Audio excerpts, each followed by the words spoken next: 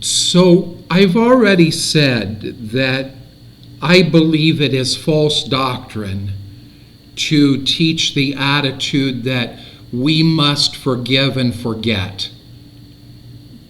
We must forgive. God requires that of us. That is not a suggestion. That is not a hopeful comment.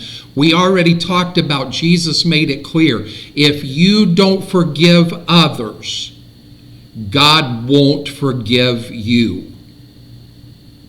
And when you go back to the essence of what started this discussion, when I was praying the Lord's Prayer in formality with my church at that time, because we said it every week, and so it just became what we said rather than what we meant. The Holy Spirit challenging me and saying, do you really want me to forgive you the way that you forgive others? And ultimately, in my spirit, that led me to the statement to him, no, I don't want you to forgive me the way that I forgive others, because if you do, I'm in trouble. Many won't admit that. I will. I will tell you that. That's a struggle in my life. If I can't forget, then how do I come to the place of full forgiveness, where that forgiveness brings me to the point that I'm no longer motivated by the wrong that has been done to me, not just in speech, but in reality? Psychology deals with the past. Christianity deals with the future. The reason that psychology doesn't deal with the future is because psychology offers us no hope of the future.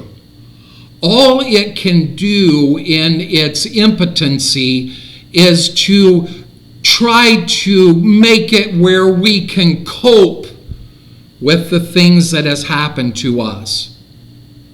And so everything is centered upon the past. Christianity has a great, tremendous hope in the future. Jesus never, ever, ever taught us, and neither did any of the disciples or Paul or any of the others teach us to dwell in the past. Paul wrote, I press toward the mark, forward.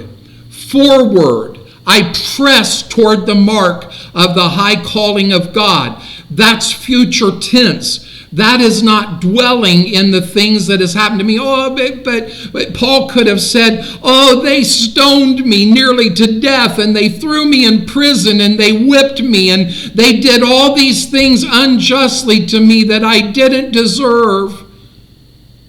Oh, I forgive you, but when I come back through your town again, I'm going to tell you that you stoned me and you whipped me and you did.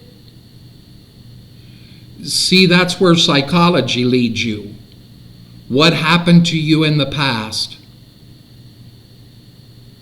Christianity leads you to the future. That's where things begin to change. Thank you for listening.